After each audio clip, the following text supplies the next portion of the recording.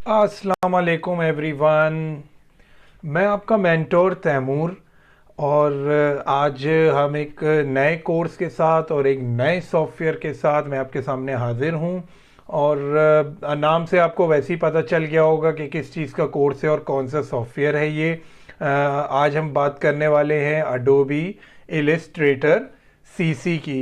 मैं जो version use कर रहा हूँ ये 2019 सीसी है।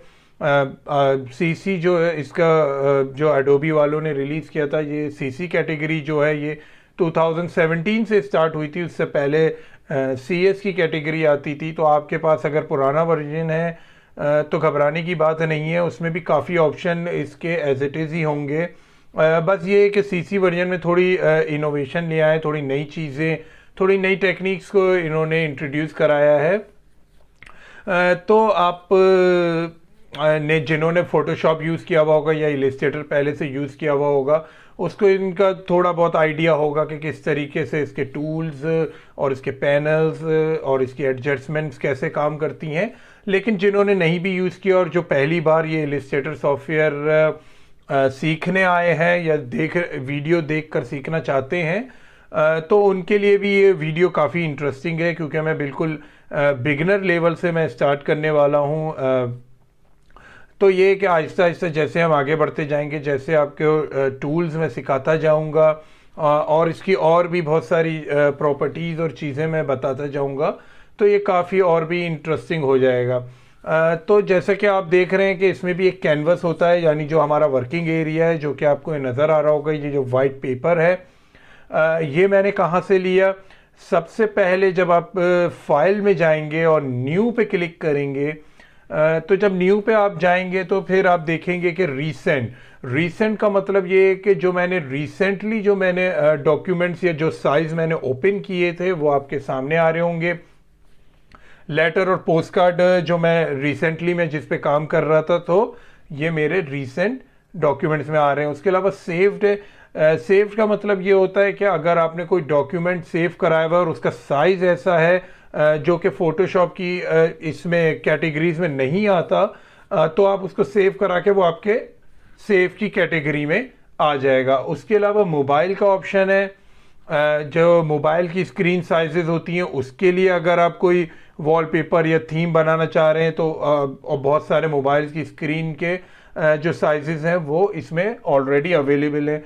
और इसका मतलब ये नहीं है कि आप दूसरे साइजेस नहीं ले सकते। आप यहाँ राइट साइड पे देख रहे होंगे कि ये यहाँ पे आपको विड्थ, हाइट, कौन सी यूनिट में आपको लेना है, यानी point, pixel, inches, millimetre, centimetre, आपकी मर्जी है इस पे।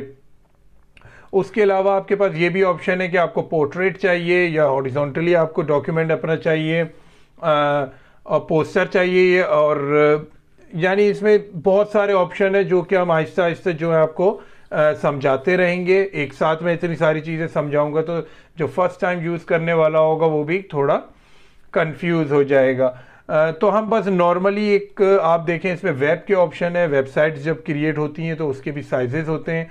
ये उसके बहुत सारे ऑप्शन दिए हुए हैं इन्होंने। प्रिंट के आपको बहुत सारे ऑप्शन है कि A4 size, A3 size letter head जिस पे प्रिंट होता है। फिल्म एंड वीडियो के ऑप्शन भी इसमें नज़र आएंगे आपको, और आर्ट एंड इलस्ट्रेशन के भी बहुत सारे ऑप्शंस हैं। तो हम जो है वो हम लेटर सबसे पहले लेते हैं, क्रिएट करते हैं। और जब लेटर ये क्रिएट किया तो ये डॉक्यूमेंट आपके सामने आ गया। कंट्रोल ज़ीरो से जो है वो मिडिल पे आपका डॉक्यूमेंट आ जाएगा। कंट्रोल प्लस से आपका जूम होगा, कंट्रोल माइनस से जूम आउट होगा, कंट्रोल ज़ीरो से बिल्कुल मिडिल पे आपका डॉक्यूमेंट सेट हो जाएगा। उसके अलावा आप देख रहे हैं लेफ्ट साइड पे आपको टूल बार नज़र आ रही है। ये इसके बेसिक टूल्स की टूल बार है इलस्ट्रेशन की। और इसमें काफ़ी टूल्स आपको नज़र आ रहे होंगे जो कि हम एक एक करके यूज़ करेंगे। जो कि बिगिनर लेवल के लिए जो जो टूल यूज़ होते हैं वो सारे आपको सिखाए जाएंगे। उसके अलावा यहाँ पे अगर आप देखें नीचे, यहाँ फिल और स्ट्रोक का और देख सकते हैं आप स्क्रीन छोटी सी। फिल का मतलब ये होता है जो कलर आपने सेलेक्ट किया हुआ है। स्ट्रोक का मतलब होता है जैसे जो शेप है या किसी भी पिक्चर जो उसका बॉर्डर होता है वो स्ट्रोक कहलाता है। तो स्ट्रोक एंड कलर जो है वो स्ट्रोक हो गया ये, और फिल बोलते हैं इसके कलर को। उसके अलावा आप ऑप्शन यहाँ पे भी देख रहे हैं, ये जो है ये टूल बार नहीं है, ये इसका पैनल है जो मैंने क्लोज किया हुआ था। आपकी मर्जी है, अगर आपको स्क्रीन साइज इसका यानी आपका वर्किंग एरिया आपको बड़ा चाहिए तो आप इसको क्लोज कर सकते हैं, वरना आप इसी तरह ऑन रख सकते हैं। इसमें भी आपको देखिए कलर गाइड्स नज़र आ रहे होंगे टॉप पर। उसके बाद आप देखिए स्विचेस हैं, ब्रशेज हैं, इसमें सिंबल्स दिए हुए हैं इसमें, जो इसके बिल्ट इन कुछ सिंबल्स होते हैं। उसके अलावा स्ट्रोक मैंने आपको बताया, ग्रेडियंट है, और ग्रेडियंट के बाद ट्रांसपेरेंसी है।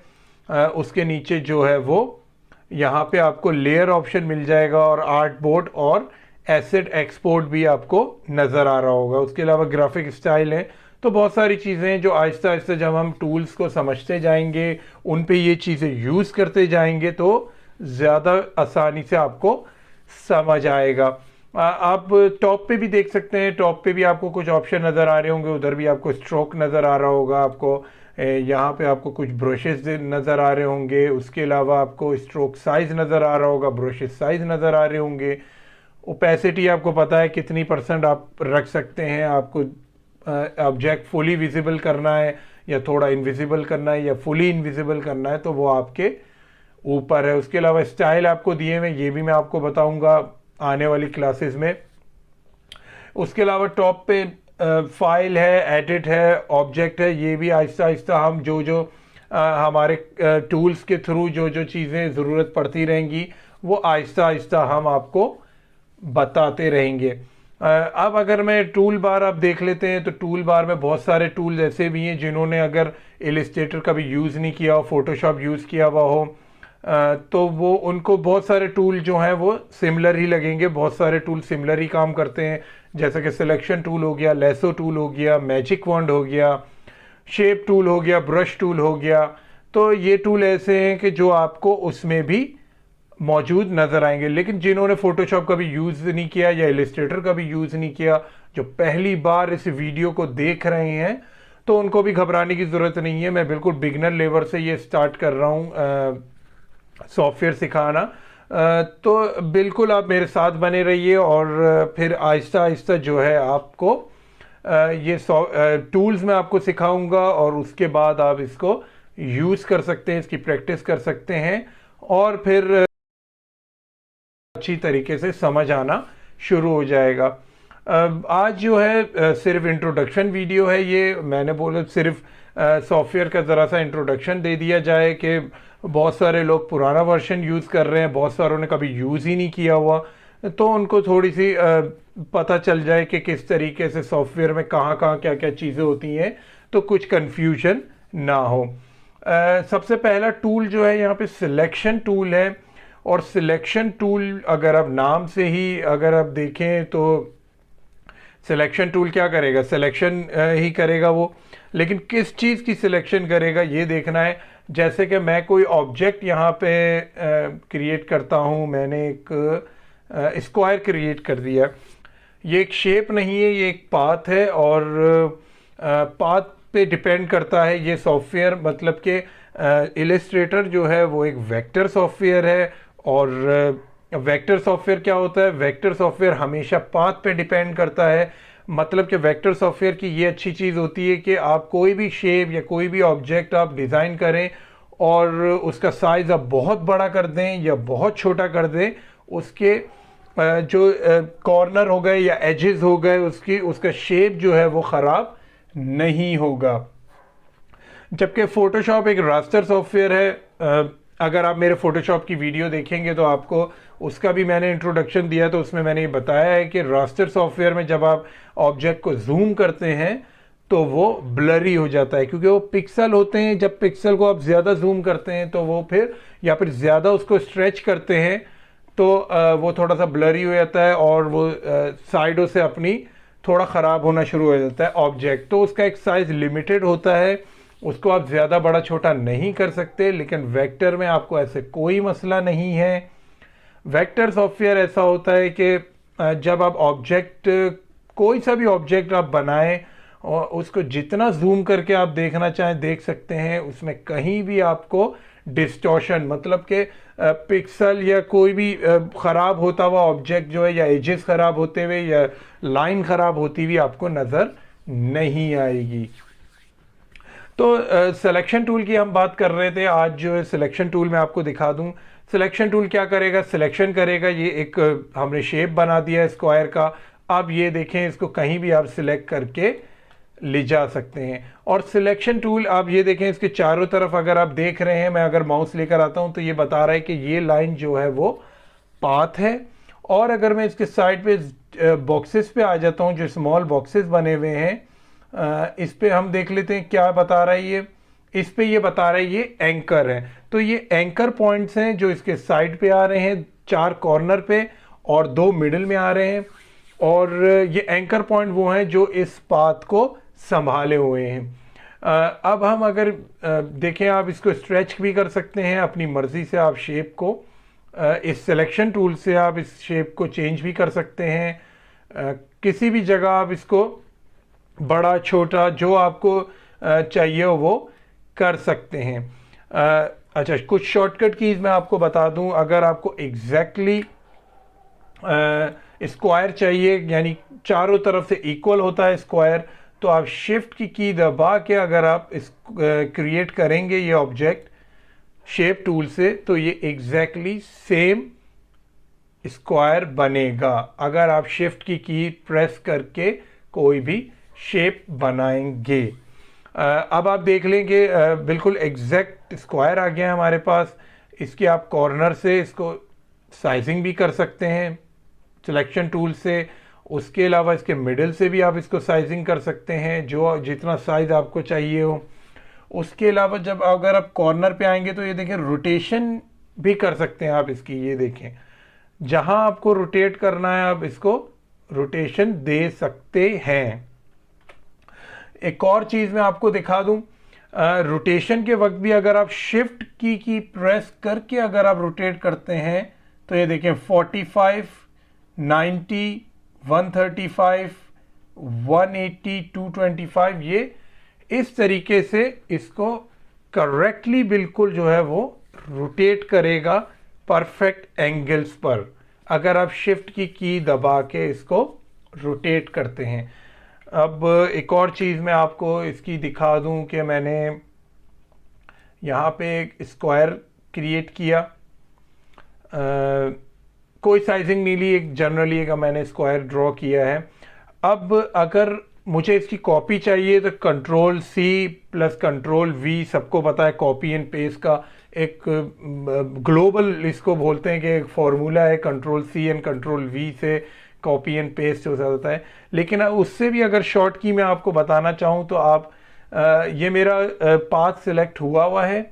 अब मैं ऑल्ट की प्रेस करता हूँ और इसको मैं यहाँ पे ड्रैग करता हूँ, तो ये देख लें, हमने ना कंट्रोल सी कंट्रोल वी नहीं किया, हमने सिर्फ इस पाथ को सिलेक्ट किया है, इसको ऑल्ट की प्रेस की है और मैंने ये ड्रैग अब नीचे कर दिया है, तो ये यहाँ पे ड्रैग हो गया है।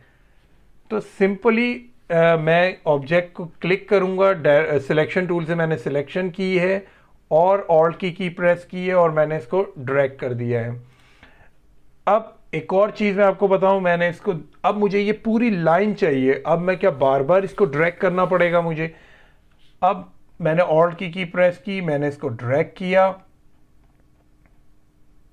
एग्जैक्टली वैसे ही। अब एक और शॉर्ट की बताता हूं जिससे ये जो है ये पूरी लाइन क्रिएट कर देगा।